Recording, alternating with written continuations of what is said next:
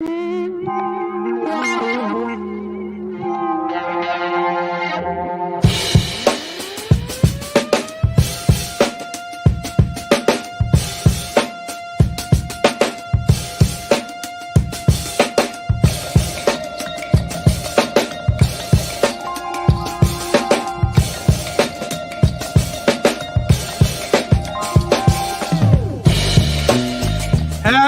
draft week, everybody here. Welcome into the Buffoon and Bakken Show. My name's Tanner Dawson of the Whiskey Sports Podcast and the Sports Buffoons. Joined with me is the guy that'll be there with me on Thursday night for the draft here in Kansas City, Mr. Bakkens. Bakkens of the Bakken Show. What's up, dude? What's up, man? Shit, I'm excited for Thursday. Finally get to meet face to face for the first time. I mean, we've been doing this show almost a whole year, and finally get to meet face to face. So I am excited about Thursday. Obviously, let's not bury the fucking lead here. The big news came down about my Packers. It finally. It finally happened. I'm just going to go for a minute. Where do I begin? Let me just say this. I do like the return, right? Like what we got for Aaron is acceptable. I felt like I want to say this first and foremost. Never thought we should trade Aaron. Still don't think we should have traded him. Still feel like he should still be a Green Bay Packer. Now, with that being said, I do like the fact that we swapped picks, so we went from 15 to 13. The Jets now got our 15. We got the Jets' second round pick this year, so now we have 2 seconds. Plus, we given the Jets a 5th rounder, but I think we're getting back next year's second and next year's second, which could be a first round pick. If Aaron plays up to 60% of the snaps, which by all means, I don't see a scenario where that doesn't happen unless he gets injured, which he's been pretty healthy. So therefore, he should be able to play 60% of the snaps. If not, then we at least get a second round pick, and they didn't get much of Aaron Rodgers if he doesn't play 60% of snaps. So I'll take that. Then I think we got another pick, some middle round pick or something like that, I believe.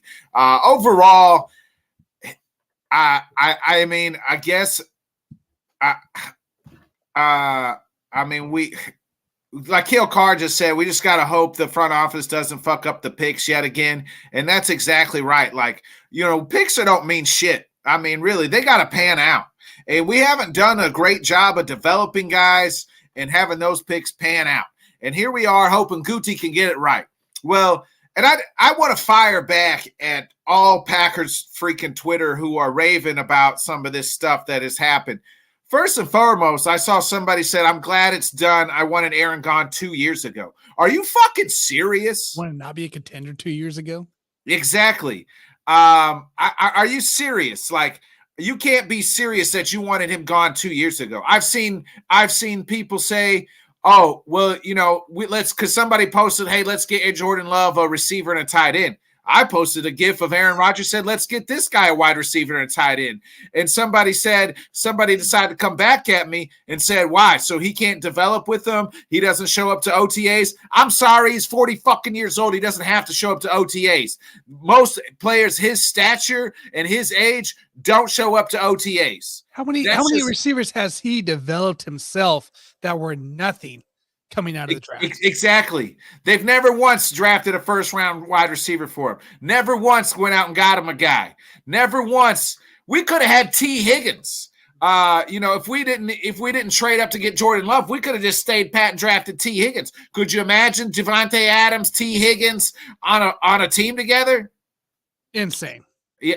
People are saying, well, hey, I'm tired of the drama, Aaron Rodgers drama. There was absolutely no fucking drama until the team drafted Jordan Love exactly 3 years ago yesterday, which came across my timeline. So 3 years ago yesterday is when they made this trade for Jordan Love and got Jordan Love. That's when the drama started.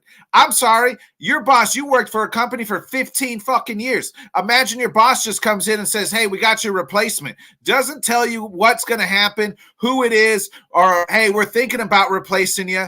Hey, we know you're getting up there. We're going to find you a guy. No, they just did it out of absolutely fucking nowhere. They went and got your replacement. Imagine that, Tanner. Imagine you working for a company, bone, sweat, and tears for 15 years, and they just up and day one day decide, hey, here's your replacement. Oh, by the way, train your replacement because, you know, he could be really good, but we're not really too sure. And then what's Aaron do despite everything? He goes out and then wins not one, but 2 back-to-back MVPs. And the year we drafted freaking Jordan Love, mind you, we were coming off an NFC championship game. Why not go all in for once in our freaking lives and go all in and go get a guy and make sure we can get another championship? Aaron said, hey, I was probably 90% retired until I got out of this darkness retreat and I saw the Packers talking shit. So then I said, you know what? Fuck you. I'm going to go play for the Jets, and I'm going to stick it to you one more time. Now, I see people also say this. Hey, at least we got something for him. If he just were retired, we wouldn't have got anything for him. No.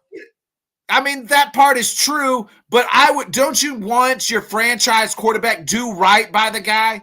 Don't you want to do right by him?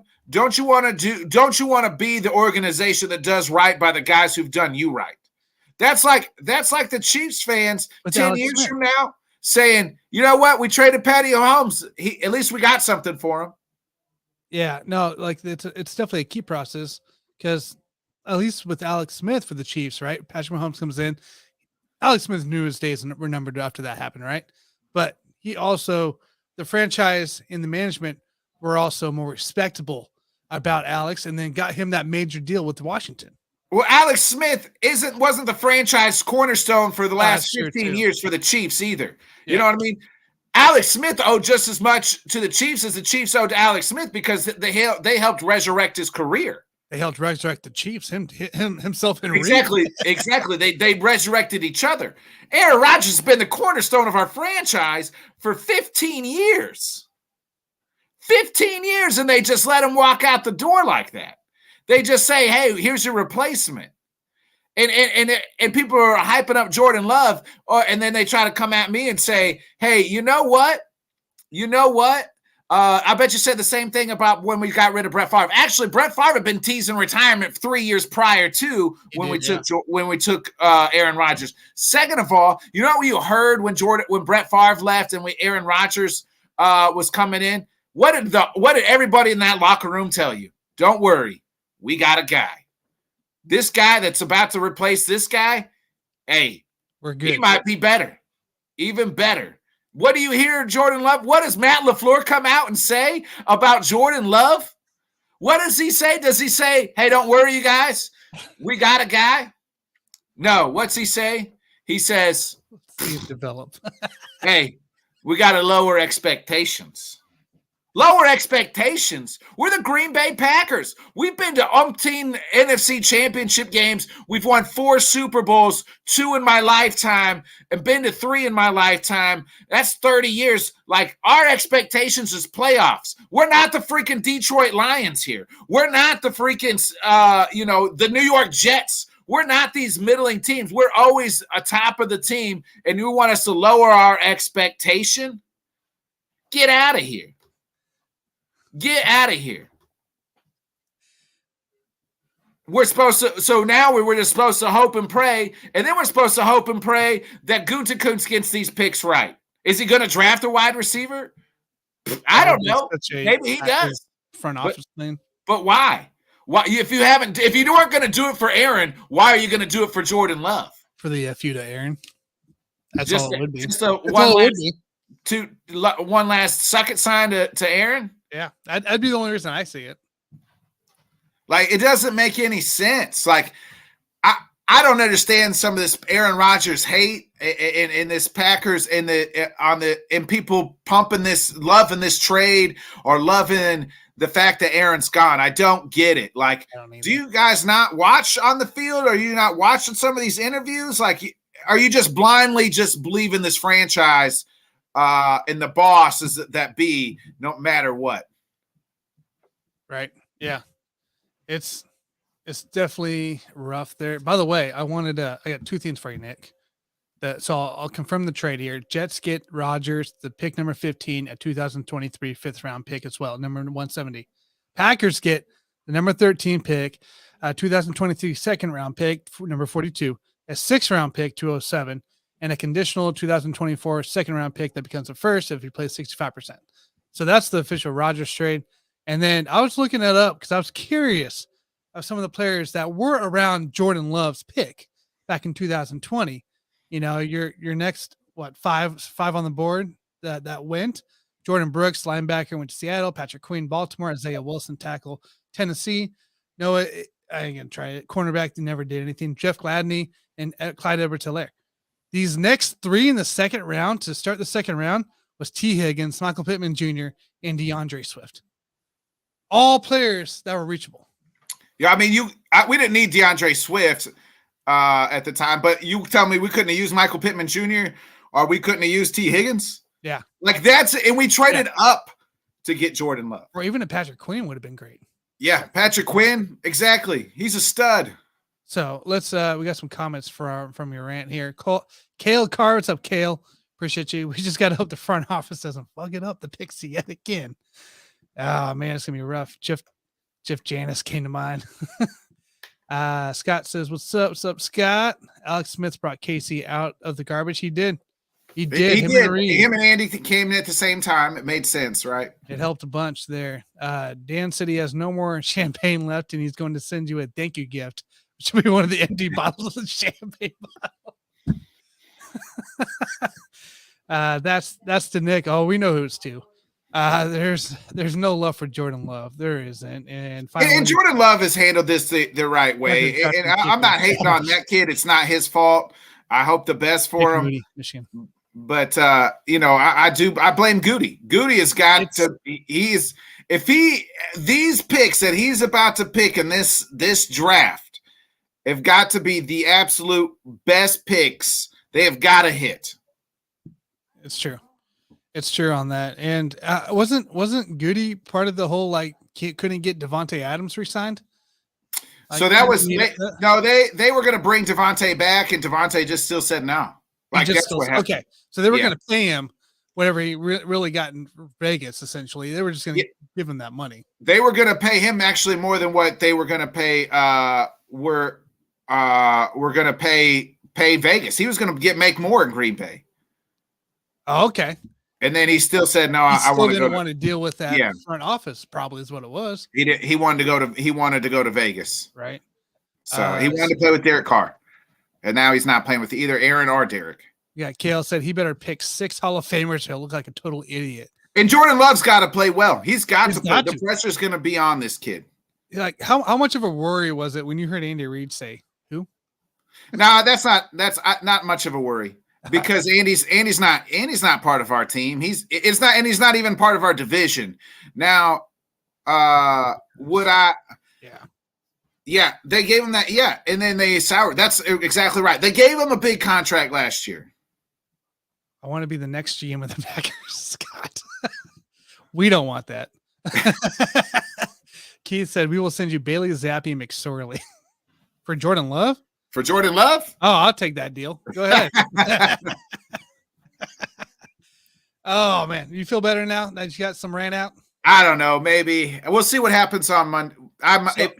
So what do I do Thursday? Like, do I bring out some kind of heavy weights so you can't run up to the stage when they pick a kicker or some position you don't need? I don't know. I don't know. I have no idea what's going to happen. I really don't know. I don't know. You don't know what direction they're going to go. Yeah, and that's the thing. Gone so many different directions in the past. It's like what do we need? Well, we need a little bit of everything, and we're starting over. I guess I should be excited, but I just when people are like, hey, what do you think they're going to do? I don't know what they're going to do. That's the thing. It's it's a whole new, fresh start. It's fun. This team would be fun to play on Madden just because I like playing weird teams like that on Madden that don't have anybody. But I mean, when it's your real team and you're invested, that's not the team you want, and that's not the team you're used to, you know?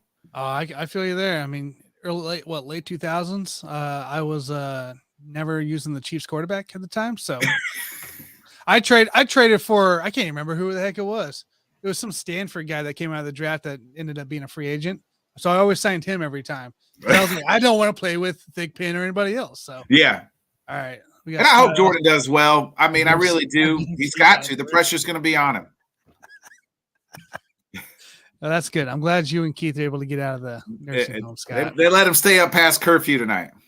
And then before we bring the man in here, good left tackle when McCarty get hurt again, competent DB and a high ceiling receiver.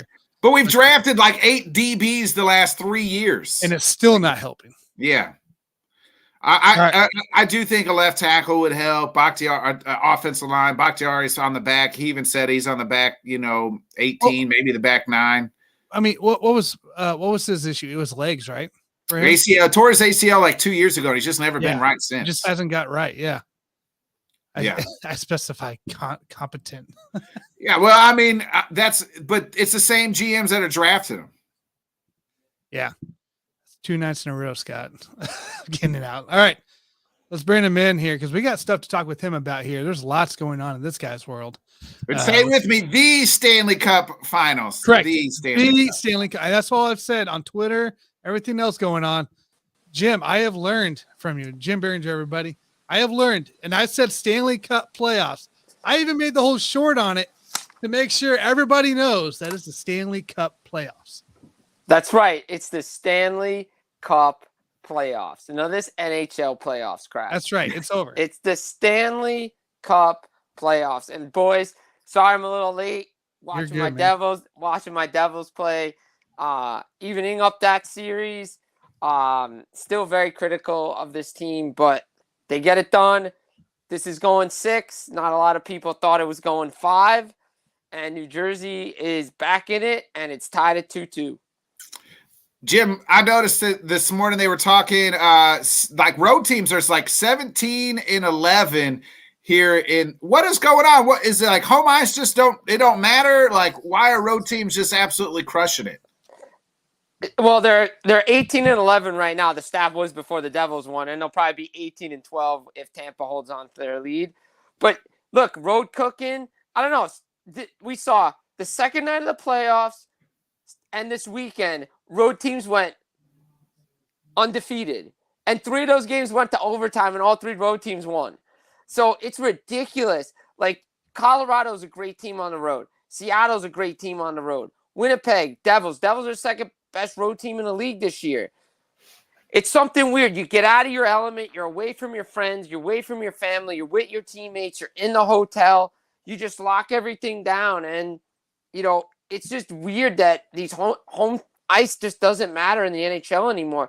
Not like it did in the old days. I mean, even then, home ice really didn't matter. But back in the day, you had those buildings that you just didn't want to go to. But, any team can beat any team on any other night. And look, when you go on the road, you keep things simple. Just get pucks deep. You play your game. Don't try to overdo it for your fans because your fans aren't there. You'll have some in the crowd, but you just keep it simple. I like it. Cole out here says that's Lord Stanley to you peasants. I love it. Yeah, Lord Stanley, baby. Scott out here has a question. He says, Jim, all of a sudden the Rangers have looked terrible. What is going on with them? They can't score a goal. Look, let's give credit to the Devils. I mean, after game 2, those who follow me on Twitter, you know how critical I was of the Devils. They needed a goaltending change. Their penalty kill was awful. They were taking too many stupid penalties. They just couldn't move the puck. The Rangers took advantage of it. And let's face facts. The Devils, first 2 games at home, jitters, didn't play well, young team. Shouldn't have mattered, though, because the compete level, that was the most disappointing thing, was the compete level for the Devils. And you've seen it in games 3 and 4, the compete level of what it could be. Look, we all know what a win can do for a team, the confidence. You saw in game 4, the Devils took it to the Rangers. They played their game, speed, clogging up the neutral zone, good defensive hockey, got to puck battles. they locked down the Rangers. The Rangers were trying to play Devils hockey. Devils played Rangers hockey. The Devils got back to what they were doing, know what they can do. Look, Game 3 was pivotal. Devils don't win that game. They maybe win tonight, and then they lose in 5. They win Game 3, overtime. Now you got a ton of confidence. You're playing well. Akira Schmid's give this team what they need in net. Calm, cool, collective, rebound control, perfect. Plus, he's been their best penalty killer. They've made adjustments. Miles Wood's not in. Brendan Smith's not in. Again, look, everybody can play Monday morning quarterback in any sport. Devils fans had a right to question Lindy's rough decision to scratch Jonas Siegenthaler in Game 2. I mean, the guy just picked up 2 points. The game winner is their best defensive defenseman. So, again, there's little adjustments. The one other thing I would like them to see them do is maybe get Luke Hughes in there. Just give them a different element on the back end just to get the puck out quicker because they're still just having a little trouble with that. But other than that, they've really turned their game around, kept things simple, and I think they have to play that kind of style on home ice. Gotcha. And yeah, you were talking too, like you said on your Twitter at Jim Behringer, everybody at Twitter for Jim. And you were upset there that they were making some more depth, not substitutions, but depth adjustments to the lineup. And you did not like some of that happening at all. No, I mean, again, like after Game 1, you give up 2 power play goals, you take bad penalties. And my thing was, well, a guy like Miles Wood takes 2 bad offensive zone penalties, doesn't get benched, but we're going to send a message to Jonas Siegenthaler. And then Lindy Ruff comes after Game 3 and says, well, the reason Miles Wood and Brendan Smith didn't play was they took too many bad penalties. He took bad penalties in Game 1 and got promoted onto the third line. Like, this isn't rocket science. Like, I know everybody questions their coach and everything, but following the game as long as I have and seeing the little things that you can make, it just made sense that they needed to put Lazar in there. They needed to make moves in the lineup, and they needed to switch goaltenders. Look, not that Vitek Vanacek's played bad, but Akira Schmid has played really good this season for New Jersey. What does Scott say? Jim, have you seen the goalie that wanted to fight a guy like Linus Ullmark? Wanted to do LFG.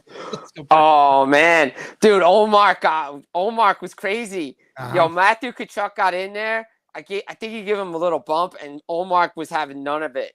He's like, let's go. He wanted to fight. The end of that Panthers game in Game 4, the Bruins. Let me tell you something about these Bruins. No Bergeron, no Krejci, no problem for them. Look, Game 2, they got a scare. But Dave Starman, I know him for a while. He does the World Juniors. He talks about coaches getting the room back. After you have a winning streak, you kind of get lazy. You don't make the right decisions. That loss was what exactly Bruins needed. Coaching staff reestablishes the room. Taylor Hall looks like the guy that won the MVP. Jake DeBrusk, he's happy. He's not the same guy that wanted out of Boston. These guys are scoring. Orlov's contributing. Tyler Bertuzzi's contributing. Their depth scoring is the best it's been since 2011. That's the last time they won the Stanley Cup. We usually say, oh, it's the top line and we need more. Well, they're getting more because their top players like Krejci and Bergeron aren't there. Pavel Zacha's contributing. What a pickup by him. You know, look, go back to the trade in the offseason. Both guys need a change of scenery. Pavel Zacha's doing what he's doing in Boston. Eric Hall is doing what he's doing in New Jersey. Win-win trade. It's insane. This Stanley Cup playoffs has been like full of just injuries and drama going with it. I mean, we saw, like you said, Boston lost some guys. We saw a guy get 75 stitches and come back into play. That was amazing. I watched that probably about 4 or 5 times on repeat and still viewed it later. Like, that was amazing. And then, well, we lost. There was another guy that was lost on one of the series. I can't remember what it was now. But Pavelski went down. He got rocked by Dumba. Yeah, like there's a lot of big hits happening and guys being carried off and crap like that. Like, is this one of the more aggressive first round plays that you can remember? It's definitely been a lot physical, and they've definitely been, the whistles have been put away at times. The physicality is there, the fighting.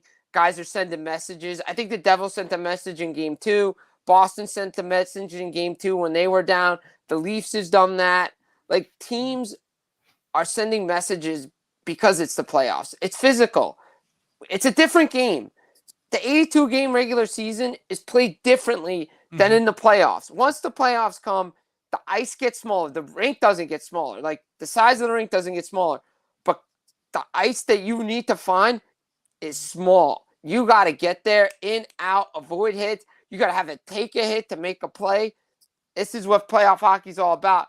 And by the way, the Toronto Maple Leafs were down 4-1 entering the third period. It is 4-3 right now. Austin Matthews just scored. That's a series I was going to just touch on, Jim. If the Lightning can tie this up 2-2, does this kind of play in the Bruins' hand? Like, hey, let these two teams like go to 7, beat each other up. We're going to probably gentlemen sweep our series here, and we can rest up and then and then both those teams will kind of be beat up as we take them on in the second round. Yeah, I mean, look, Toronto and Tampa, look, these guys, everybody figured that goes 6 or 7 games. Boston would take care of business. Whoever comes out of this series is going to be physically beat up, but also could be battle tested. But the Bruins, look, whoever they play next, I mean, it's still going to be a physical series. But guys like Bergeron and Krejci can rest up a little bit more. That extra rest is crucial this time of year because you don't get it. And that kind of favors the Bruins because they have an older roster. And if the Bruins can close it out by not playing Bergeron and Krejci in Game 5, then more power to them because now they have extra time off as this series is going to continue to go. And we got Kale out here. Says Boston needs the series to go all the way to have a fighting chance. I think whoever Boston plays, they're going to be the favorite. Toronto, we know their history. Tampa's given Boston fits in the playoffs before. It'll be a great second round. I mean, Boston's not there yet. They still got to put it away. The fourth win's always the toughest. But you know what? This Bruins team, they don't get to Stanley Cup final. Very, very disappointing. They have the team to do it. The depth's there, the defense. And they're doing it without Bergeron and Krejci. Funny thing, here's a crazy thing. Bergeron didn't travel with the team, but has watched every game at home and is called in to the team to tell them about some adjustments that needs to be made. Guys need to be in position. That's a true captain right there. You don't hear that very often. No, you don't. No. In any sport. Really. Yeah, right. Any sport. Jim, every series it looks like is about to be either 2-2 if the Lightning can hold on there besides the Avalanche and Kraken. Can the Kraken pull the upset tonight and even that series at 2-2? Or are the Avalanche just the defending champs gonna walk away with it? Look, I mean, Seattle, I give credit to Seattle. And everybody talks about the inexperience of the Devils, but that's what I wanted New Jersey to be like in the first 2 games. Maybe it would have benefited them if they started on the road. But Seattle, they have respect for Colorado. They're just not showing it. And that's what you need. Like, they've scored first in every game. They just can't seem to hold the lead. Colorado just has that extra gear to get there. But give credit to the Kraken. They took a game in Colorado. They were up 2-0 in Game 2. Probably should have been up 2-0 going home. But the Avalanche find a way to win games. Georgiev is yet to see his best in the net, but he's made the crucial saves when he's needed to. Philip Grubauer's best 2 games potentially were in Games 1 and 2. We're going to see how he bounces back. But this Kraken team reminds me of the 1998 Phoenix Coyotes. They just went out there, played their game, gave the Detroit Red Wings everything they could, took that series to 6 games, and nothing to lose. Scott says Vegas is down 1-0. They've had problems with Winnipeg the whole series. But that one, yeah, I mean, give credit to Winnipeg. I mean, they've played really well. They could have easily gone up 2-0 going home too to that whiteout. But it's 2-2 after 2 in Game 2. White out, but they ain't wearing white jerseys, Jim. Look, that's the thing they did, man. The problem is Kevin Weeks, Ryan Callahan said this on ESPN, and I agree with both of them. Got to bring back the home whites so the whiteout matters, especially in the playoffs, because it's like the home team, the away team wears white. But after 2 periods in Game 2, it was tied at 2. Jets were playing their game. Mark Stone goes, gets into it. Jack Eichel's got 3 goals in 3 games now for Vegas. He looks like a playoff performer. His first time in the playoffs. But the Jets defense is so good, even without Josh Morrissey. You have Connor Hellebuck back there. Look, Kyle Connor scoring goals. Dubois scoring goals. Blake Wheeler scoring goals. If Mark Scheifele could get going, he scored in game 3. If he can get going, this Jets offense is really good. Winnipeg could pull the upset. You never know. They got to get this one tonight if they want a chance. What's your most surprising series right now? Like through a first week here, what's the most surprising that you're seeing here on the board? Man, it's good. I think the most surprising thing was the fact that New Jersey was down 2-0. And they lost both games the way they did. I had figured Dallas and Minnesota was going to be a war. Mm-hmm. Edmonton and LA was going to be a war. Like all the other series were.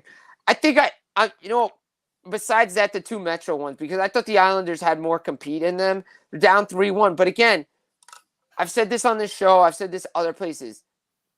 Scoring has been a problem for the New York Islanders all season, and it continues to be in the playoffs. Bo Horvat, after Game 4, said he needs to be better. I'd like to see what he looks like in Game 5. Dumb penalties lead to power play goals, and Morgan Riley just tied the game at 4-4 for the Toronto Maple Leafs. Wow. Down 4-1. Yeah. What a blown lead. Another third period comeback. Vegas was up 4-1 in Game 3. Jets scored 3 goals in the third. Toronto down 4-1 going into the third, scored 3 goals in the third. If Toronto comes back and wins this game, it's over, right? I mean, up 3 games to 1 and come back like that, like a crushing. Look, if Toronto, they were able to win in overtime, Morgan Riley gets that one. Looks like Ryan O'Reilly in front got a piece, or Tavares, one of those two. But Riley's having himself a series right now. Look, if Toronto, the way they won Game 3, if they can win this game, going up 3-1, going home, man, they have a really, really good chance. That's awesome. Guys, if you want to see more of the insights and stuff, make sure you go to Twitter. Go follow at Jim Behringer. He posts everything about it on there, nightly, daily, you name it. So, and he even has his recap videos as well. So make sure you guys go to Twitter, follow him. Tons of great Stanley Cup Playoffs news that he provides. So, Jim, do you have a little bit to talk to the little Giants with us? We get Jonathan in? Absolutely. For you guys, anything. Awesome. Let's get Jonathan in here. Jonathan Gershman. What's up, Jonathan? Hey, how's it going, fellas? Good. How was the weekend? It was fine. It was fine. We've been dealing with some cold weather actually this past weekend a little bit. We had a little bit of rain on Sunday, so we didn't get to finish the weekend. At least not every team did, but it's been a good weekend with some things we still got work on to do. But hey, that's as I tell you guys, I tell everybody, I'm always going to find something that we got to get better at. That's right. It's never perfect, man. It's never perfect there. Scott wants to say off the hockey for a minute. Miami's going to beat Milwaukee, and Jimmy Butler has 53 points. That means playoff Jimmy showed up, but yeah, Giannis is still out. Giannis is playing in this game. Oh, he is? I thought he was out. Nah, he's playing. They must have changed it this morning. All right. Yeah. No, he was a full go. So on that Jimmy note, Kenny Miller texted me, said, Jimmy on the bench laughing like y'all must have forgot. Don't let the 8 seed fool you. April showers bring Jimmy superpowers. That's great. Giannis is 27. Gotcha. This morning when I looked at it, but that was like 9 o'clock. So, I didn't really check back in. So, all right. NFL draft this weekend, guys. Let's talk a little football for a little minute. Jim, we'll start with you. Your New York Giants. What are we looking at here? What's your expectations? And do you draft a quarterback at some point? Maybe later on. I would like to see them get a wide receiver. That's where I would like. I feel like you got to, right? Like they gotta walk away first round, second round with the wide receiver. They have to. I mean, you got to see who's there. I mean, if you can get one of those stud guys from like Ohio State that's on the board down at that late, or maybe trade up to get somebody, you got to get a weapon. We've talked about it all year. there's nothing new. You got to get a weapon to spread this field. The wide receiving core that they have now is just not good enough for Daniel Jones. They need to get somebody that can stretch this field. If they don't do that, I mean, they always go with like defense or O-line, stuff like that. But first 2 rounds, you got to get a receiver. Do you see yourself trading up at all? You got 10 picks, 3 7th, 1 6th, 3 5s, a 4th, a 3rd, a 2nd, and a 1st. Even after the Darren Waller trade, you just got 10 picks in this draft. I could see them moving up. I could definitely see it. If there's a player that they want available, maybe, we've seen history where the Giants missed out on a guy, Devontae Smith, because the team jumped in front of him to get somebody that team wanted. So if there's a player on the board that they really, really want, I think they could go up. In years past, I was always like, oh, trade back. But this might be the year finally that say, hey, if there's a guy you want, go up and get him, because we've seen so many teams do it. I mean, look, Tanner, your Kansas City Chiefs, when they got Mahomes, traded up to go get him. Yep. So, stolen from the Saints. Yeah. Stolen from the Saints, exactly. Drew Brees replacement right there. So, I mean, like, look, this draft is good. There's a lot of good players in it. I can't believe, I'm so focused on the playoffs. I can't believe the NFL draft is here. Draft's here, right? I know. It's like, I'm all focused on the playoffs, and I'm like, holy cow! I can't believe the NFL draft is here. Just right around the corner there. Before you know it, Scott out here says, if it goes, there it goes. Mock draft have the Giants taking John Michael Schmitz. So I don't know, man. I feel like the Giants will make some noise. We may not see it Thursday night, but I think we're going to see some noise on Friday night. I think so too, but I think they have to, if there's a top wide receiver available, they got to trade up. They got to get it big time, because that's really what it is. Let's talk, the Chiefs are looking to trade up for a running back or wide receiver. Running back, I mean, they got Pacheco, I thought was good. And we got Pacheco. I mean, yes, like, I don't think if we go another first round running back, like, did we just learn from Clyde? Did we just learn how that was, right? LSU boy down there. Like, he just can't stay on the field. Don't go running back when you can get them elsewhere. Look at Pacheco in the 6th last year. Mm-hmm. Well, that's Kansas City's offense too. I mean, you're running back by committee, because the offense goes through Mahomes. You don't need a big feature back to run the offense with.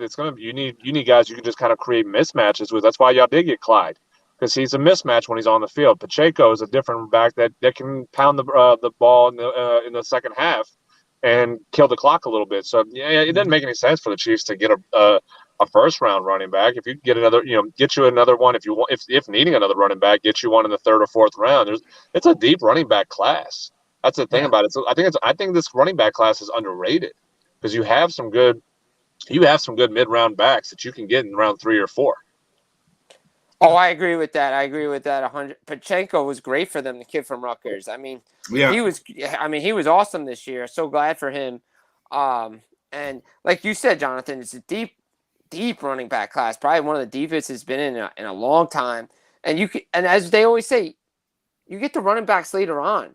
I mean, look at so many guys that are top backs in the league came in later round picks. Like, you don't need to get that top running back in the first round. And like you said, the Kansas City Chiefs don't need one. No, not at all. I think we're good on that side. Nick, you have anything here for the Giants?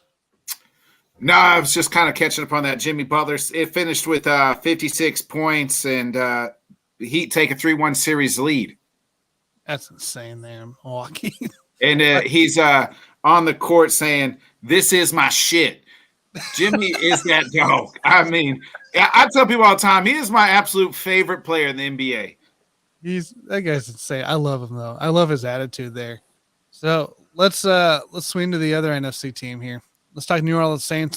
Definitely a disappointment last year with things. You now got Derek Carr in a dome, playing in warmer weather in the division, so that's gonna be good. You got a 1st, a 2nd, a 3rd, a 4th, a 5th, and a 2 7ths, no 6 this year. So, what are you looking at, Jonathan? What are we thinking here? That could, not happen with New Orleans. there's still some holes. I mean, we were able to make some good moves and be able to obviously again the Derek Carr signing and be able to make that where you have a feature quarterback, which we did not have the last couple of years with Jameis. The experiment didn't work, and I know I advocated with you guys last year about Jameis, and hey, I'll admit I was wrong. I was wrong about that. But I told you so. Sorry. Hey, it is what it is. I invest. I bought into the Kool-Aid, and I was hoping. I was very hopeful. I was optimistic. But Jonathan, you guys in New Orleans, you was eating the gumbo, not drinking the Kool-Aid, brother. No, you still got to have some Kool-Aid with the gumbo. You still got to get some Kool-Aid down there. So now, I think as far as what we're looking for, we need offense. We need lineman help still. I think our D line was a little bit was underperformed last year. With Cam Jordan, who's 34 years old, and he's leading in the team in sacks. And you've had first-round pick defensive end, Marcus Davenport, who's gone now with Minnesota. Your first-round pick a couple of years ago, Peyton Turner, who's underperformed. That's kind of set you back on what you're trying to do defense. Even if you have a top defense, regardless of what Adam Pac-Man Jones says on Pat McAfee's show, who was an absolute joke for what he said about how bad our defense was. Hey, don't you dare say that. Oh my goodness! What an idiot for what he thinks that he said on that. But we had it, but the defense is still. You got to get a little bit better up the middle on the defense. That was one thing that he didn't say. That Pac-Man didn't say was our run defense was not that good. It wasn't good. So getting a D tackle, I think, needs to happen. We've had a little bit of a turnover. You lose a couple guys. David Onyemata is now in Atlanta. You lose Shai Tuttle to Carolina. So you're trying to. We got a couple guys. One of Tanner's guys from the Chiefs signed with us. I think Kalen Saunders. So you got Passanio and Saunders both from the Chiefs, and you just signed Passanio to an extension. Yes. So I mean, we got some bodies, Both but we don't have a players, difference. by the way, on the D line. So What's that? They were both my favorite players on the D line. I'm actually excited about Colin Sanders and what he's going to do for the run defense for us. But so I look at it and say we have to at least in the first round. And I know it's not a sexy pick, it's not a glamour pick, but I think I'd like to see us getting a D tackle. Kalaji Cansey from Pittsburgh, I think is what who's the one he's being compared to another former Pittsburgh Panther. And Aaron Donald, undersized D tackle, who's quick, fast twitch. He's disruptive on the pass rush. I'd like to see him be in the middle of that defense and see what he can do to help out the edges, because that's what you need right now. You need pressure up the middle. We haven't had that in the last couple of seasons in New Orleans. If you don't go that way, I think they're going to go tight end. And I kind of hope we don't, because, again, it's a good tight end class. You can get one in the second or third round. In everything. So but I kind of have a feeling they're going to go tight end. Dalton Kincaid is something they're looking at, from Utah. I think he's a good pick. I'm not going to hate on that one as well. I think Michael Mayer from Notre Dame was another name that's been kind of mentioned as well. So I kind of hope they don't go first round tight end. I'd like to get a D tackle to plug and play and kind of be that disruptive force in the middle. That's what we need, especially as this division. The quarterback play is not going to be very good in the NFC South, with potentially Kyle Trask as a starter in Tampa Bay. No, it's Baker. Baker time, baby. No, I'm not. No, that's not. Let's just stop that. It's not Baker time. All right. You laughing about that just tells me it's a comparison to Jameis Winston last year, what I said about New Orleans. So, no. I think Kyle Trask going to be the one in Tampa. You have I don't even know who right now the quarterback is. Ritter in Atlanta, Andy Dalton, and possibly Bryce Young in Carolina. Which I'm sorry, if Bryce Young is the first round pick by the Carolina Panthers, I'm celebrating. I'm celebrating. I don't want Carolina to get C.J. Stroud. If they draft Bryce Young, I'm gonna be happy, because that's the wrong pick. C.J. Stroud could fall all the way down to the top 10. They're talking, and they're idiots. That's the reports going today. I don't believe that report. Out of the top 7. C.J. Stroud is the best quarterback in this draft out of the top 3 between Bryce Young and Will Levis. If he falls out of the top 10, that is the worst thing that could happen. Because I've had conversations with people saying how Anthony Richardson is the next Cam Newton. I hope a team drafts him. He's not. No way. I hope they draft, because Anthony Richardson in my eyes is a second-round pick. He should be a second-round pick. He is not a first-round quarterback. And they're saying that he's a top 10 quarterback. Absolutely not. I've watched him play in the SEC. I don't care what he does against Vanderbilt. I don't care what he does against South Carolina. What do you do against the big three teams? What do you do against Georgia? What do you do against Alabama? And what do you do against LSU? He did not perform against any of those three teams. Those Sounds are like you think Stetson Bennett should be in the first round in that case. No, because he's undersized. He's undersized. Again, it was this. He performed. Yeah, absolutely. Stetson Bennett performed, but there is a reality of what you are, and Stetson he was a product of the talent. All right, the Anthony Richardson. I'm just fucking with you. I know. But Anthony Richardson comparison. I had this argument. Anthony Richardson did not perform well against those the top three teams, and they always remark is, well, name who was the receivers. Okay, name the receivers that Cam Newton had when he was in Auburn. You can't. You don't know who they were. He elevated them though. He elevated his team to win against those teams and compete for a national title and win a national title. Cam Newton elevated the team. Anthony Richardson didn't. I don't care what the talent level is. Your job as a quarterback is to elevate your team.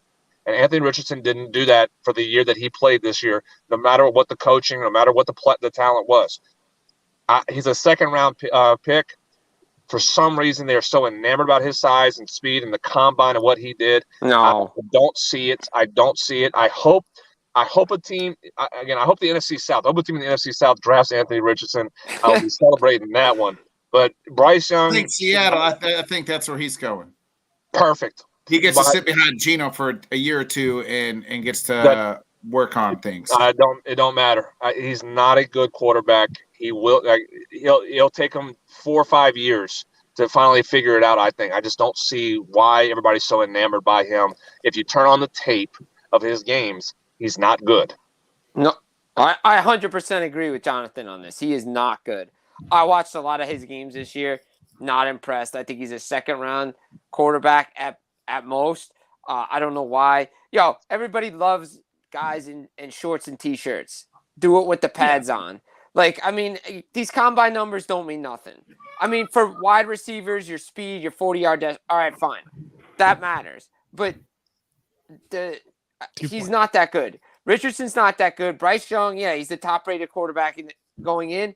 Look, again, product of Alabama. These guys, there's a lot of Alabama quarterbacks that haven't made it. A lot of USC quarterbacks, Ohio State quarterbacks that haven't made it. Bryce is a good quarterback, but he needs time. Some of these guys are not Sunday guys. They were Saturday guys. And it's going to take time for some of these quarterbacks to make it in the NFL. Well, look at and again, I said, for SEC quarterbacks, when you play against the top teams, Bama, LSU, Georgia, what do you do? And then after you do after you do that, after you make those plays and you do what you're supposed to do, your conversation changes. Joe Burrow's conversation after beating Alabama was, oh, he's a number one pick. Tua Tagovailoa for a long time for what he did against LSU, what he did against Georgia was like, oh, he's a first-round quarterback. The conversation has never happened for Anthony Richardson because he never did what he did against those teams. He just never performed. Even against Tennessee, he didn't perform against Tennessee. Bryce Young, here's the reason why I'm down on Bryce Young about it, is because it is a product of Alabama, where you had quarterbacks like A.J. McCarron and Greg McElroy, Mac Jones look great, and then when they get to the next level, you're like, wait, that's not the same guy we saw at Alabama. So it is a product of what you are and where you're at. I think that does play a factor into it. How you perform when it matters most against those big teams. That's why for me, C.J. Stroud is the best quarterback in my eyes for what he did against Georgia in the playoffs, where we hadn't seen him do stuff like that. We didn't see his athleticism against Michigan as much. We didn't see how his ability to compete against those teams in the Big Ten. But my goodness, he looked amazing against Georgia. He looked absolutely amazing. So I was that impressed. To the point where I got to make him. He's going to be my top quarterback. If Carolina's smart, they draft C.J. Stroud. They're not. Then I celebrate as a Saints fan. Then I celebrate. It's Bryce Young. I mean, that's who they're drafting. They're not. C.J. Stroud may not even go 2 to the Texans. May not go 3 to the Colts. They're saying. I mean. I don't get it. I mean, I like Stroud. I mean, I think what he's done. What he did in a playoff, he's looked good, looks confident. The guy I'm interested in is DTR. Like, where does he go? Like, everybody's loved him at UCLA this year, and they're like, oh, he's going to be great at the next level. Is he? I mean, Pac-12, it's gotten better, but it's not the SEC. It's not great competition. I'm interested to see where Hendon Hooker goes. I think he would be a first-round pick if he just was healthy, and he still may be a first-round pick.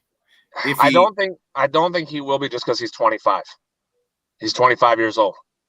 I think that's just going to. A lot of teams don't want to draft him in the first round as a 25-year-old because by his next contract, and the age is more the question mark than the injury because again, by his second contract, he's already 30 years old. Yeah, but then you ain't got to pay him. Then what's the point of drafting him in the first? You got 5 years at that point in time. You're paying him cheap money. He'll be a second or a third, and he'll be a steal. I agree. Hendon Hooker is a one of my top quarterbacks. I love Hendon Hooker. He's better than Brandon Weeden. Kale, get out of here with your crazy ass takes and your Will Levis is Josh Allen 2.0. He's Jake Locker 2.0, not Josh Allen. I think Hendon Hooker. My view is that Hooker is a top three quarterback in this draft, but he's going to be a second round pick because it's more of the age. The knee. Nobody's scared of the ACL injury anymore. Like, especially for quarterbacks, they're not scared of that. So I don't see the injury of the ACL being like, oh, we're going to be scared of that. It's just the fact that he's 25 years old. And again, if you're going to want to build a future with a quarterback who you're going to want to be for the next 10 years, who's going to be 30 years old by the next contract, that's not really a long-term play for the future. So I think he'll be a second round pick or a third round pick at the latest, which that's a steal. I think second round, but teams always reach on quarterbacks, trade up for quarterbacks. I think he could go in the first still. Jim, I won't be surprised. I wouldn't be surprised if a team takes him in the first. I wouldn't be surprised either. Jim, I got one question before we let you go, get you out of here. Kayla here says, Will Levis will be a steal if he falls out of the top 25. He's Josh Allen 2.0. Do you believe that Will Levis gets picked in the top 10? No. Does somebody trade up for him? We've seen crazier things. But I'm not sure Will Levis is a top 10 draft. He's getting taken in the top 10. Yeah, but then I'm going to have the same reaction that I did when the Giants took Daniel Jones in the top 10. And he doesn't perform in the first couple of years. You should have traded back if you wanted him. Because the way Jones performed for the Giants, if he did that result and he was drafted later, no problem with it. But the fact that he was drafted in the top 5, top 10, it's like, bro, you need to be better. And I knew he was not that good coming out of Duke. He's progressed. I will give him that. He's progressed. Giants, playoffs, he's looked really good. Let's see if he can do it again. He needs to do it again because of that contract now. And I think if they can get a wide receiver, they can stretch the field, rely on the passing game, the legs, everything, because the teams are going to know what's coming. Was he in the same draft class as Kyler Murray? I think so. Well, I know old boy from Ohio State was in that same draft class that passed away. Dwayne Haskins. Yeah, Dwayne Haskins. I think was Kyler in that draft class? Was he taking one? And then Danny Dimes. Kyler Murray was 2019. Yeah, I don't. Wasn't Jones in 18? Was Jones 18? I thought Jones was later. Yeah. Daniel Jones is the best quarterback in the class. Right. Yeah. Well, right now he is. 2019. 19 draft pick. So he was Kyler Murray. Would you take Jones or Kyler Murray right now? In that, if you're obviously if you're redrafting, the Arizona's probably taking Bosa, but right now, yeah, they're probably taking both. Who are you taking right now? Is Daniel Jones the best quarterback in that draft class? Probably. Oh, he's got a playoff win. That's something Kyler doesn't have. Look, it seems more mature than Kyler. The work ethic is better.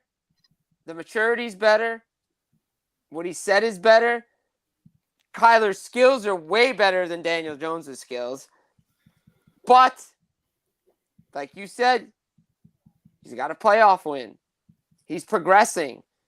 We could even say Kyler Murray's regressing. Yeah. Agreed. It's after that one. I mean, in a way, I guess you can say he's regressing, but isn't this the writing been on the wall about Kyler like this? Exactly. It's not no. This is not new. He's It's had been this the at same, right? He had It's this been at the Texas same. A&M.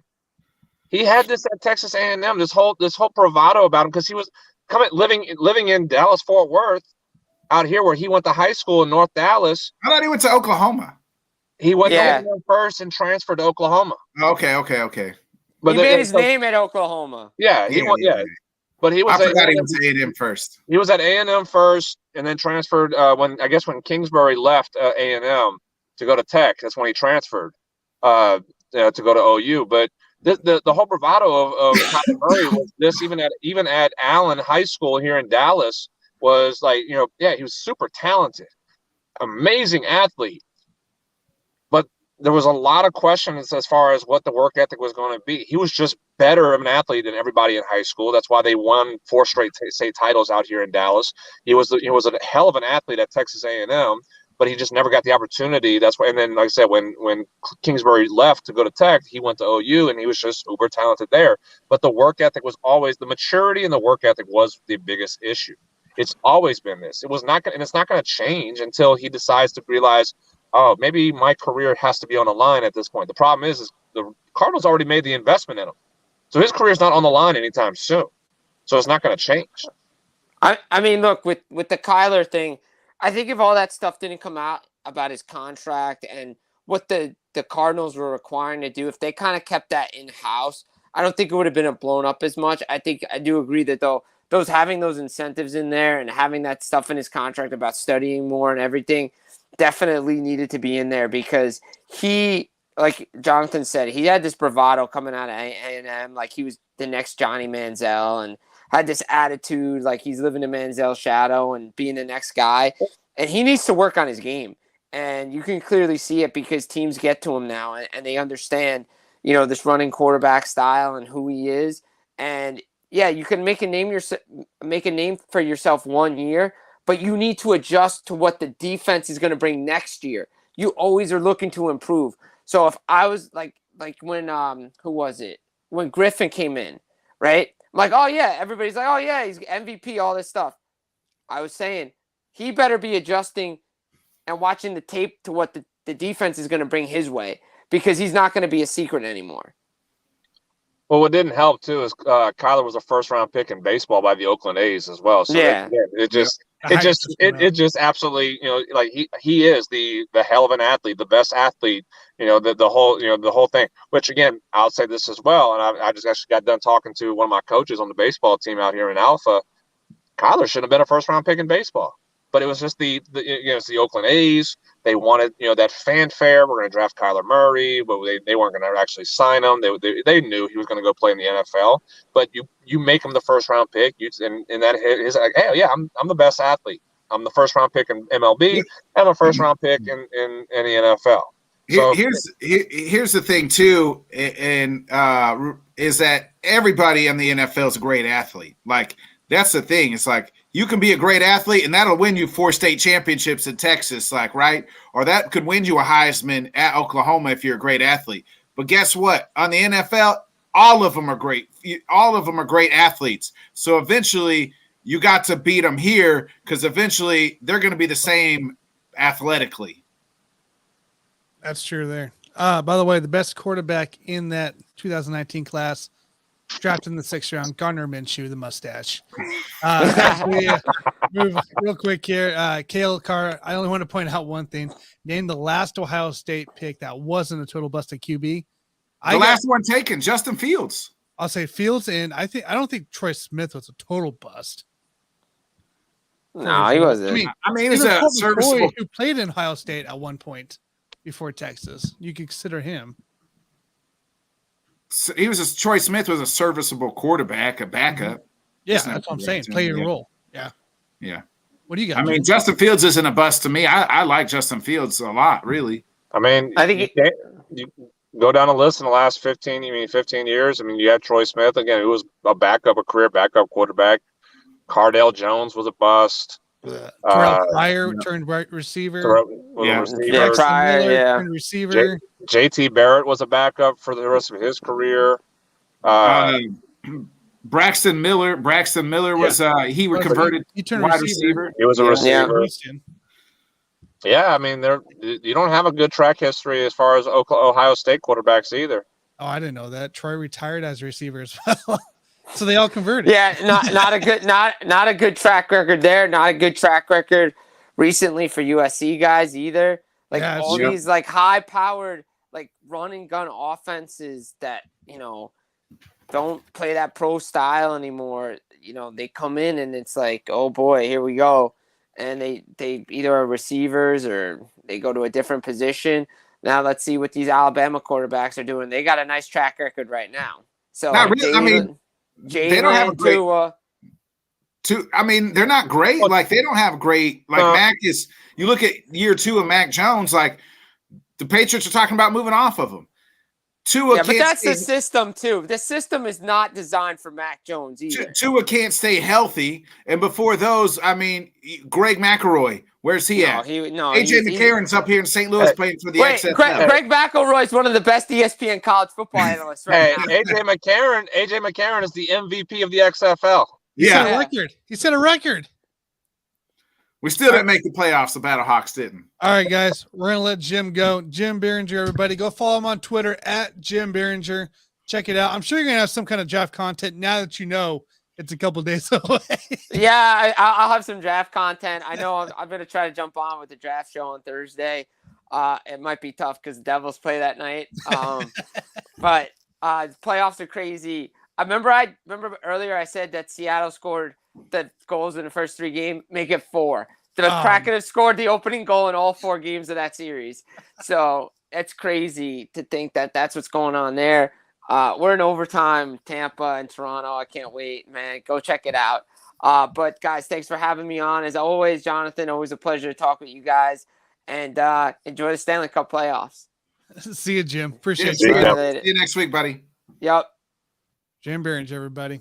So, Jonathan, I got to ask you, as we move to baseball, who in the hell would have thought that after 3 weeks that the Pittsburgh fucking Pirates are the best team in the National League? What is going on? Up is down, down is up, and the Pirates are in first place. Is it sustainable? Maybe. No, it can't be. We talked again. We never predicted that the Pittsburgh Pirates were going to be a good team like this, but we did say they had some exciting young talent. We said that Brian Hayes was a good ball player. I know they lost O'Neal Cruz for the season. You have Brian Reynolds, who's proven to be an all-star outfielder right now and one of the better outfielders in baseball. I mean, they have some good pieces. It was just a matter of could it be something that could be competitive and can it sustain? That's the next question, as you just asked. Is it sustainable? At the moment, I don't see why it couldn't.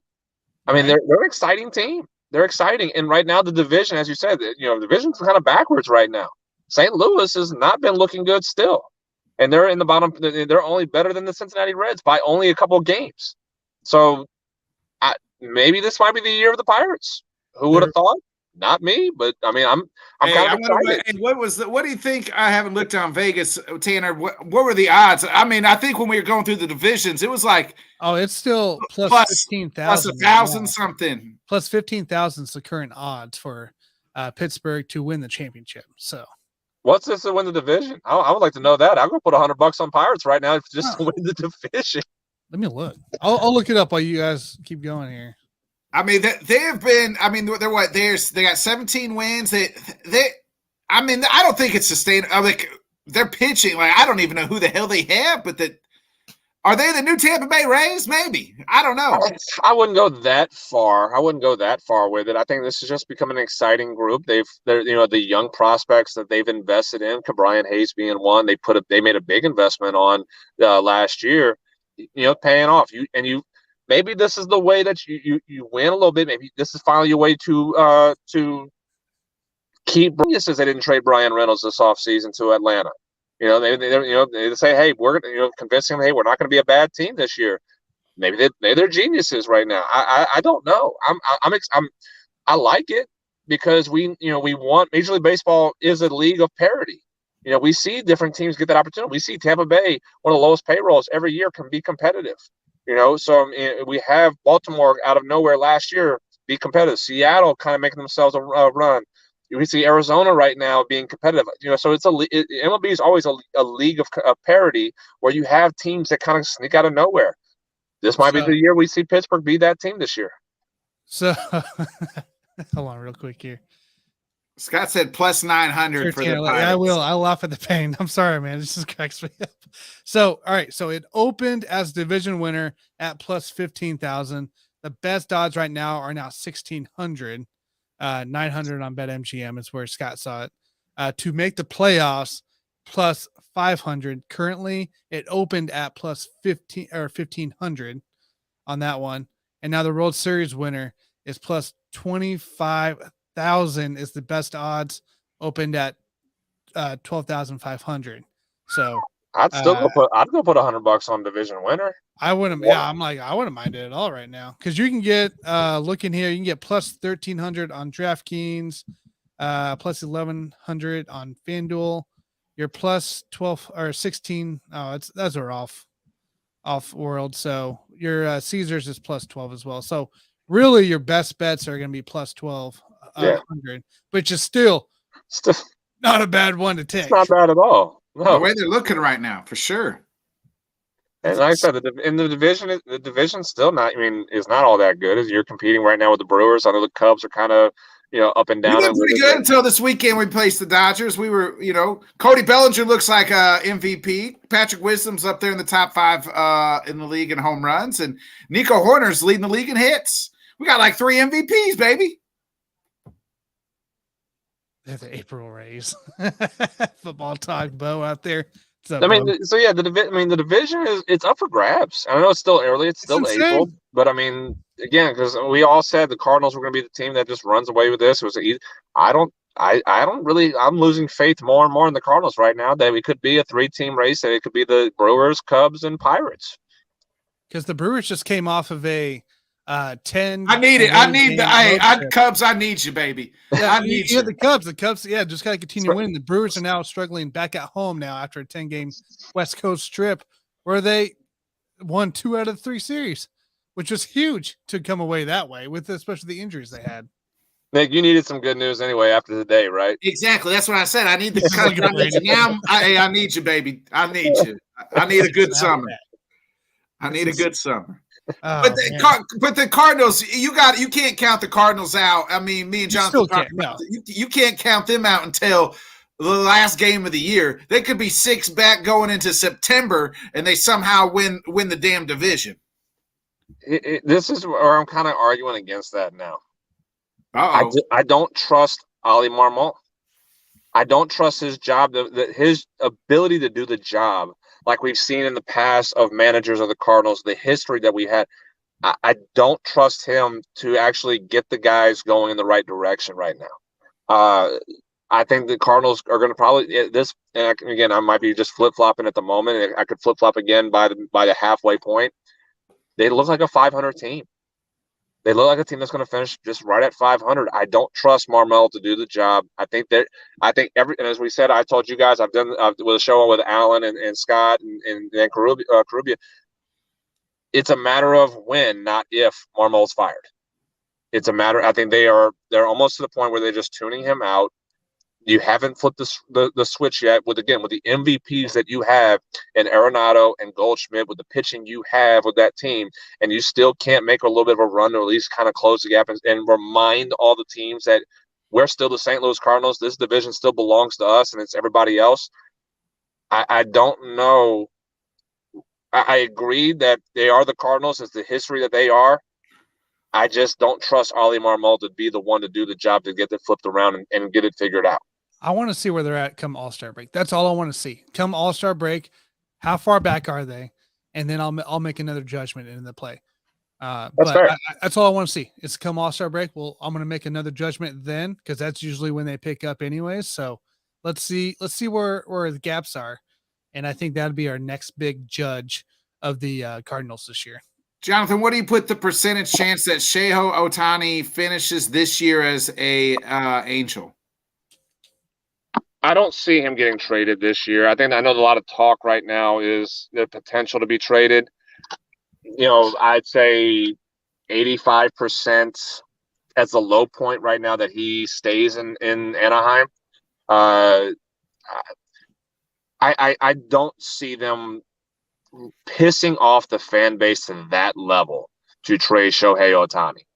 Because he's still in a contract until next year too, I believe, right? No, I think he's a free agent. No, he's a free agent after this year. After this year.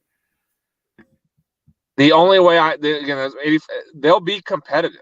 They'll be competitive this year. How far competitive are they going to be in the division race? Are they going to be in the wild card race? I think they'll be in the wild card race and be competitive, and that's going to say if we trade Ohtani while we're in a wild card race, the fan base is going to riot.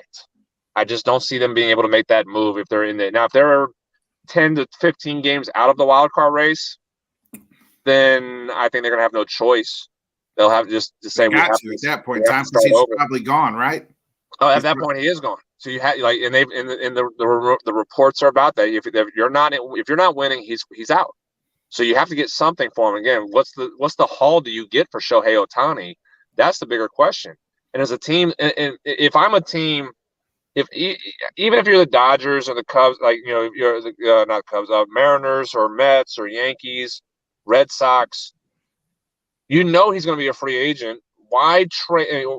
Why give up prospects for somebody that you can still make a bid for? I guess you have the control to do it, but do you want to give up the amount of money and prospects it's going to take to get him in the trade deadline? That's where I kind of question, because again, it's unprecedented what he is as a ball player. So what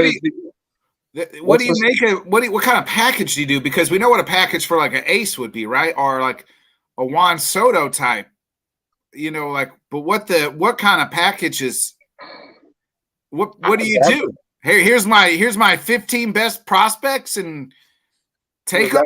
That's my point. Is where's the start point of the negotiations?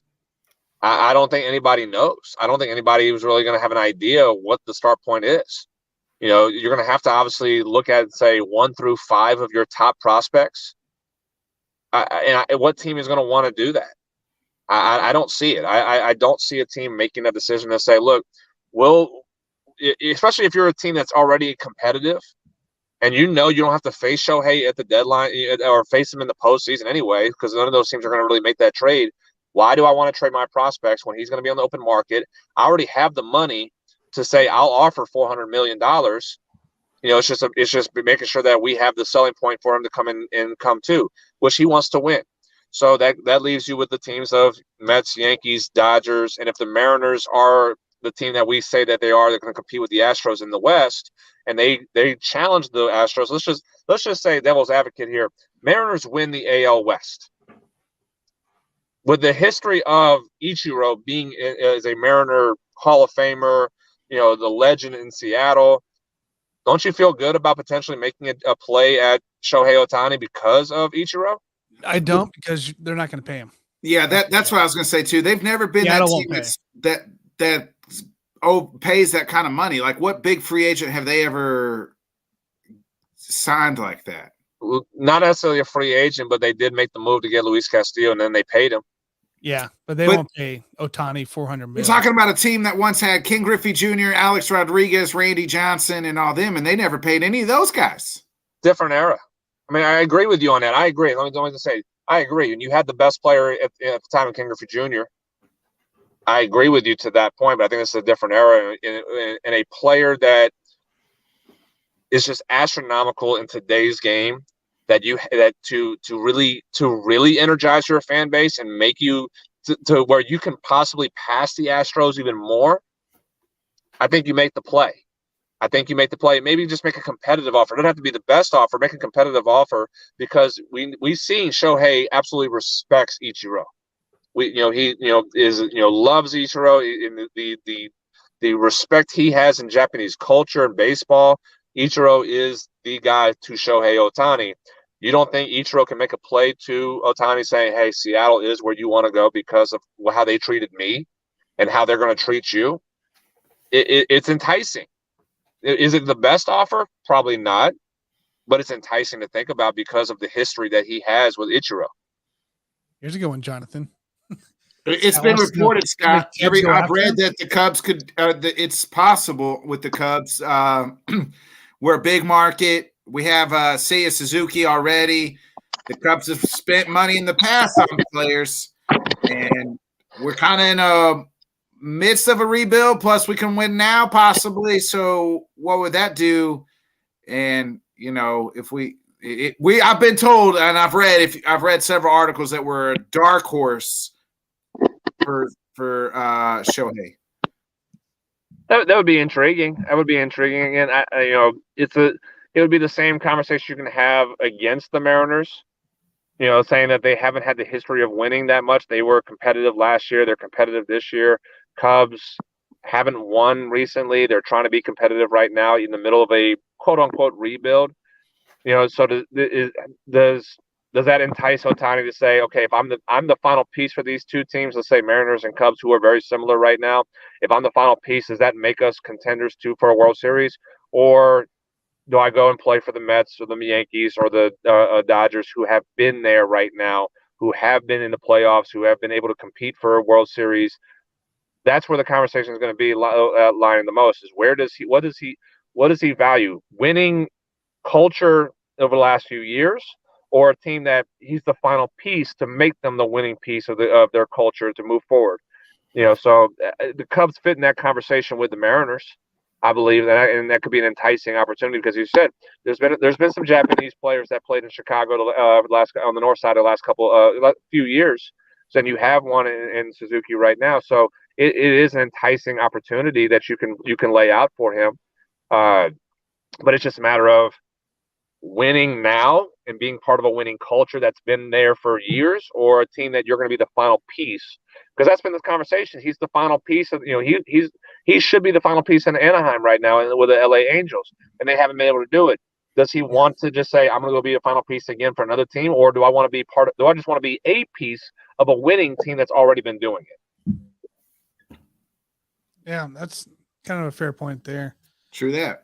I hate that we're not talking about my Royals making a move, but what do you do? Hey, before we get out of here, last question. Oakland looks to be moving to Vegas. They bought the land. What's your thoughts there? It was expected. I mean, we've been saying that for a while. That it was just a matter, again, talking about when, not if. And I feel like this is another reason why I hate Rob Manfred, where he has been a big supporter of moving Oakland to Vegas. He's advocated for it. He signed off on Oakland being able to pursue the opportunity to go to Vegas, and then turns around and makes a statement and says, it's disappointing we didn't get it figured out to stay in Oakland. Yeah, today. Yeah. What? Yeah. You have been pushing them to leave Oakland. You have been pushing them. If you were wanting them to go sit, other commissioners have sat down with the team and the city and helped broker deals to make sure that they can stay in the city that they want. Why haven't you done that? If you were really wanting Oakland to be part of Major League Baseball, why didn't you do that? No, you wanted them to go to Vegas. Well, it's more money in Vegas, baby. Absolutely, it's more money. Yeah. But instead of the history that you had in Oakland for 30, 40 plus 50 years with the A's being there, and probably longer than I probably shortchanged it, the history that you've had with the Oakland A's there, it means absolutely nothing to Rob Manfred. History means nothing. Money means everything. And that's a true lawyer, which he is a lawyer, so, and he made a lawyer's statement when, after advocating for a couple of weeks ago, saying, hey, I'm on board for this. I'm on board for Oakland to go to Vegas. You can't be on both sides of the aisle. I'm sorry. That's just that, that's attorney talk, and that's what he is. And it's really crappy that he made that statement today saying, oh, I'm disappointed we didn't make it work in Oakland. We wanted this to happen. We wanted them to be, to be a mainstay. We wanted Oakland to be a mainstay in Major League Baseball. False. No, you didn't. You didn't. You pushed them out the door with the owner of the A's, because how many years have we seen 5,000 fans, 4,000 fans, 6,000 fans show up to games in Oakland? And you're not sitting here having a meeting with them and saying, why are you doing this? Let's fix this. Right. Why are you bottom payroll every year? You have more fans show up to LSU baseball games on the weekend on Friday and Saturday nights than what Oakland has showing up to their games. That's terrible. That's absolutely terrible. And he did not step up to sit down with the Oakland A's owner and say, fix this problem because this is not right what you're doing to this fan base. Didn't Goodell and like other NFL officials, they actually tried to keep the Raiders in Oakland, right? Like if I remember right, they had meetings. There was meetings at either Oakland or LA. Which Mark Davis made a statement after the purchase of the land. Mark Davis was absolutely furious that the A's did that because the A's never wanted Oakland, the Raiders, to be in the same building. They never, and even more so, they didn't allow the Raiders to even pursue opportunities to go elsewhere. They tied them into into the lease. For the 30 years is what they tied them into the lease. So they couldn't go build a new stadium in Oakland. So they screwed the Raiders out of Oakland, the A's did, to where they just said, we can't stay in this stadium. We don't want to stay in this stadium. We want to build a new stadium, but you're not letting us do that. The only way we're going to be able to out of our lease is if we move cities. That was the only way they were able to do it.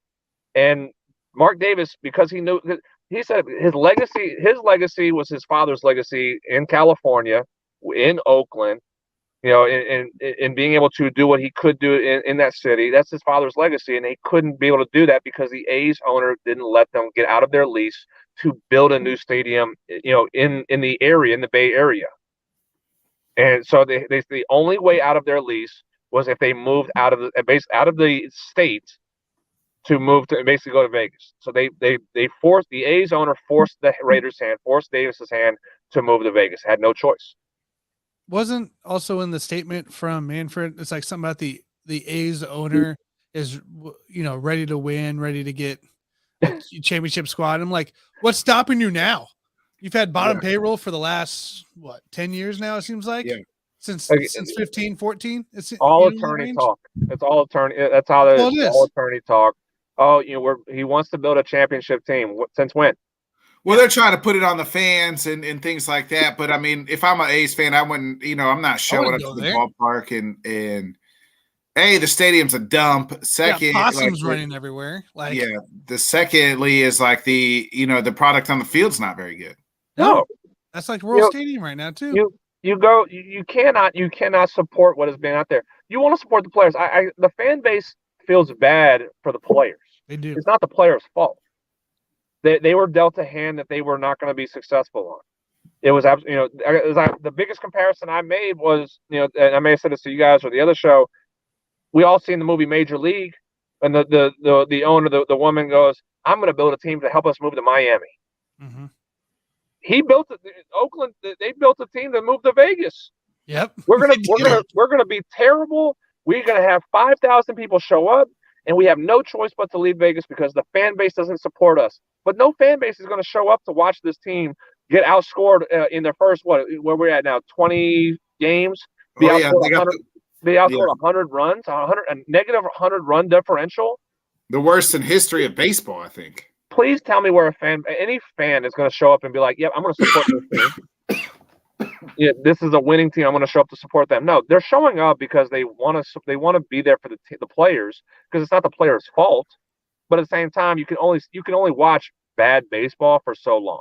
I think we're seeing this too. We're seeing it in Detroit. They had record low attendance, like we saw. Cincinnati doing a similar deal. The Royals are doing a similar deal because they want that downtown stadium.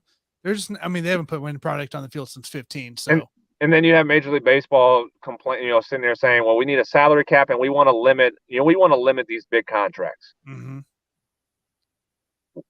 Players Union won't do that. No. As bad as Tony Clark has been for the Players Union, and he came out immediately and said, "Not happening at all."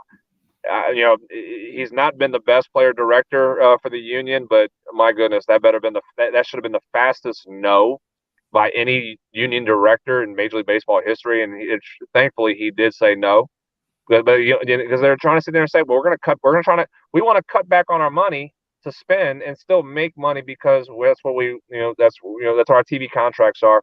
They don't care about the fans in the stadium anymore. That's what all these rules were about. And I said this to you guys, that all the new rules were for the TV viewers. Yes. They don't care if fans show up or not because they're making billions of dollars on the TV contracts.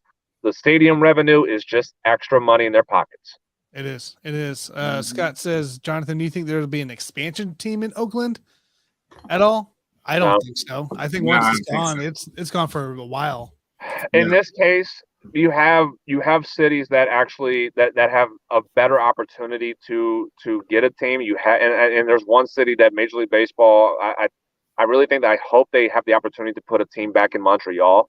Mm-hmm. That's an opportunity, and because for that. But you have Nashville. That's that's been advocating and pushing to have a team. And they're still fighting to get a team. For MLB. Salt Lake City is an opportunity. Utah's been in the news for a lot of different sports too. Which is an opportunity. I think you could have my goodness, a potential rivalry of Salt Lake City, team versus Colorado. That'd be a fun little rivalry to establish. Yeah. Charlotte, North Carolina has been in conversations to have a team at some point. I don't think they're going to if they're going to put a team in Nashville. I don't think Charlotte's going to be the next team. Too close in proximity. Plus you have the Braves already around the area too. So I think that the proximity is just too narrow for the fan bases to really kind of be able to expand out. So they'll have either one. If they do expansion, Nashville or Charlotte. More likely to be Nashville is the opportunity. Salt Lake City would be the next one. And I think that the conversation I think is still Montreal should have a team. If they put two teams out east, Salt Lake City, I hope Portland is not part of the conversation. I don't think Portland's big enough. So I don't see. That's why I think you're only going to have one team on the east and one on the west, and that right now is going to be Nashville and Salt Lake City. The Rays could be moving. I mean, they could go to. I mean, there was a report a couple years ago they were going to split some games in Montreal, split some games in Tampa Bay. I think that was like 2019 or even. The only reason that didn't happen is because of COVID. Yeah, that was the only reason that they ended up not doing that is because of COVID and the restrictions that Canada had, where even like I said, the Blue Jays had to play in Buffalo for that season. So that was the only reason why it never occurred. I don't think that's going to happen now. I think if there's a move, I don't think they'll do 50-50. I think they're going to be fully move the Rays. That was a conversation on Montreal. Maybe that is where the team that goes to Montreal would be. That they have to get a new stadium though. The city has to get Olympic Stadium is what they used with the Expos back in the day. Obviously, it's an old stadium, but the from the last I've heard when Montreal was talked about is they're investing into a stadium. They're investing into a brand new stadium in the city. So there's a potential if they have that stadium before Tampa figures out what they're going to do or St. Petersburg figures out what they're going to do. You could see the Tampa Bay Rays move to Montreal. I agree. All right, what you got coming up this weekend, Jonathan? Oh, we got more games, more tournament. Well, hopefully we've been dealing some bad weather. It's raining right now. As I'm sitting in my truck, we had to move practices indoors for the girls. The boys got to be outdoors for a little bit until the rain came. We have some bad weather. Hopefully it holds up for us this weekend, but we have only one team in action this weekend, so a little bit slower weekend for me. My goodness, I've been driving. Man, I've been all over the place from down south in DFW to up north in DFW to everything. Like I said, I've been putting a lot of miles on my truck, and it's getting mad at me as I go. But it's time to get a Prius or something. Oh, I can't do that. You can't put all baseball and softball stuff in a Prius. I was going to say, imagine Jonathan rolling up in a Prius Alpha Performance? I've got a wagon. I've got a wagon in the back of my truck that's bigger than a Prius. I'm going to have to put a hitch on that thing. Get your little Prius, wrap it in the Alpha Academy, logos and things like that. You know what I mean? On it. Oh my goodness, I couldn't do that. No, but it's been good though. We had a little bit up and down this past weekend with our teams. We competed very well, but we didn't get the finishes that we needed. But we're going to slow down a little bit. We have one team in action this weekend. My younger 14U team with a couple of girls that are helping out. We're going to bring some of our 12U girls actually to help out and let me evaluate what they look like for 14U to see their future. That's part of it. Again, is being able to evaluate and see what their timeline up to moving up in age That's what I want. I want right. these girls to progress. The boys at the same time on the baseball side to progress.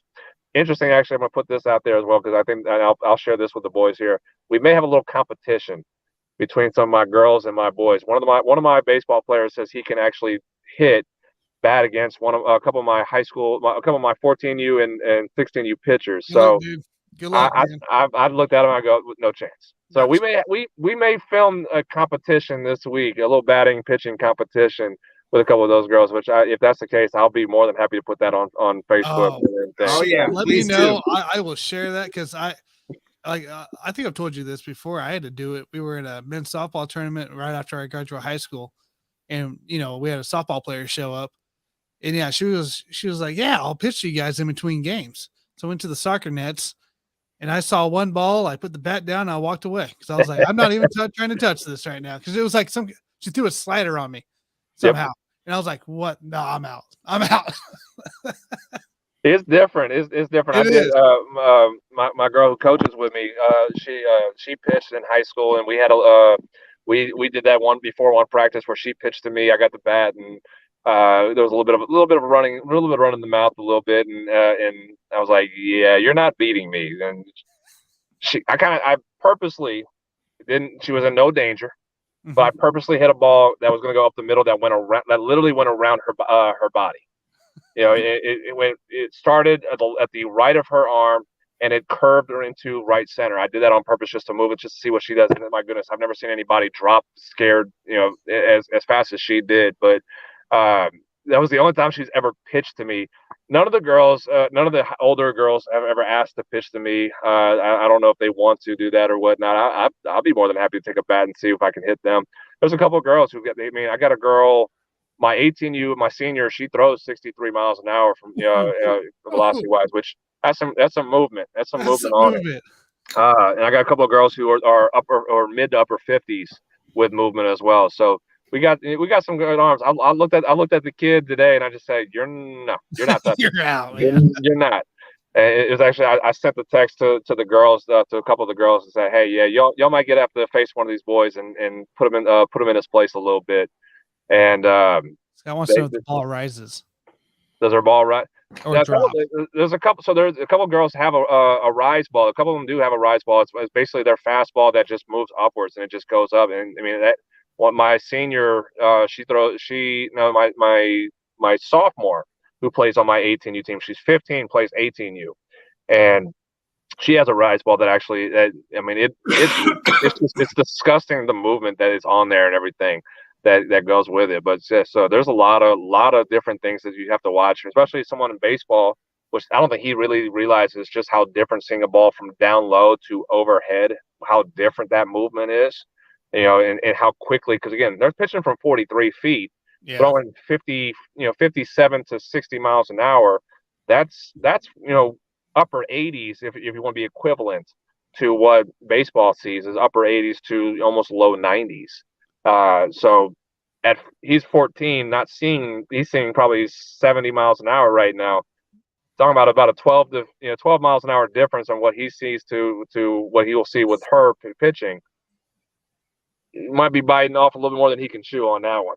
Oh, I'll be looking out. Hopefully we get that video because, like I said, I know the experience and I'd just be curious to see how many goes he gives. So yeah, I'm putting your money on the girl. Put your money on the girl. I got it too. Exactly.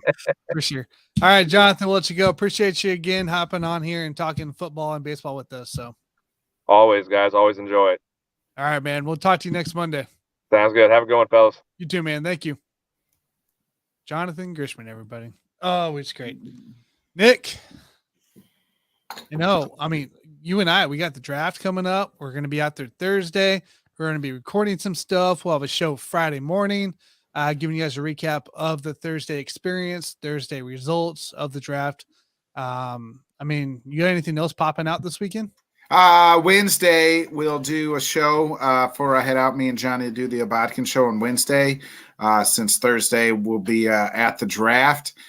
So I wanted to still put out a show.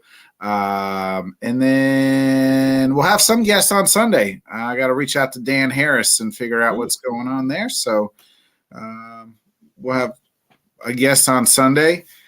That's it. Hopefully everybody got to check out the big donation we did yesterday. Sunday night one of the draft. John, I got to hold down to the one night of the draft because you guys are going out and partying per Scott. Yeah. That is correct, Scott. You and Johnny got to do the majority of the work again. So sorry, you guys should have came. You guys should have came, Scott. I don't know if you give you guys a weekend pass there at the nursing home or not, but you know.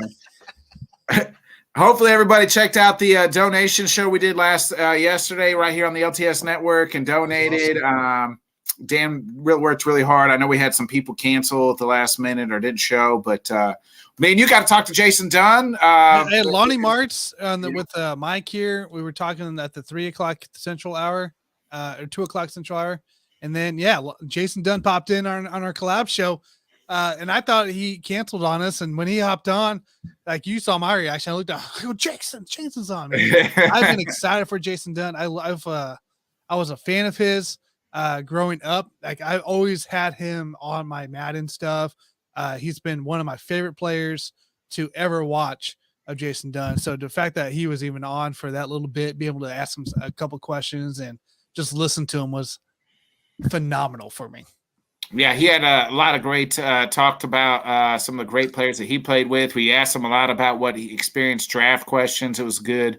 So there's a lot of great pros that came on yesterday. So Dan did a hell of a job putting that together. So if you missed any of that, it was like a 9-hour show. You can check that out still on the network. So agreed. And then guys, tomorrow, Sports Buffoons are going to be live at Limitless Brewery here in Kansas City area. We're going to be also live right here on YouTube and Twitch and Twitter and Facebook. So tune in to get your chance to win some prizes. We're going to be going over a big Kansas City draft preview, talking probably about some buzz. We'll have some trivia. We'll have some games going on. We'll have a raffle for the jersey. If you put a comment in, your name gets entered in for the raffle online here and also in person. So it's going to be a big deal. It's going to be a lot of fun. We'll probably go live about 7:30 tomorrow night Central Time, 8:30 Eastern. So tune in. Keep a reminder on. I'll get that invite put up there so you can hit that bell to remind you. That's probably our biggest show, honestly. Will be all about Kansas City Chiefs because we hadn't done one yet since we started in March. So we're gonna go all out here with the Chiefs here tomorrow, and then I'll drop Wednesday, whether I get edited or not. I'll be dropping my final mock draft here. It'll be Bills with Matt Larison. I'll be dropping that on the Whiskey Sports Podcast Wednesday morning. So keep an eye out there. And then, we'll be doing draft content. We'll be editing some stuff up. We'll have a show Friday morning with Botkins before he jets out and before we go back to the draft area. And I think,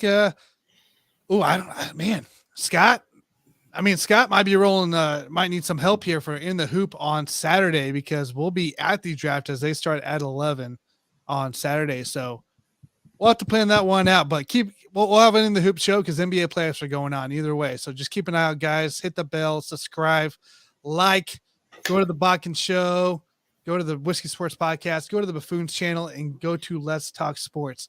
You're going to see tons of great content out there, so it's going to be awesome. And then Scott says, please don't play the music. I don't know what music you're talking about, Scott. I won't play it right now. So everybody, have a fabulous draft week. Let us know in the comments. We can do In the Hoop Sunday. That's true. I guess we got that option. So everybody, have a fabulous draft weekend coming up here. Leave in the comments who you think your team's going to pick. Be interested to see that. We'll catch you guys next Monday. See you guys.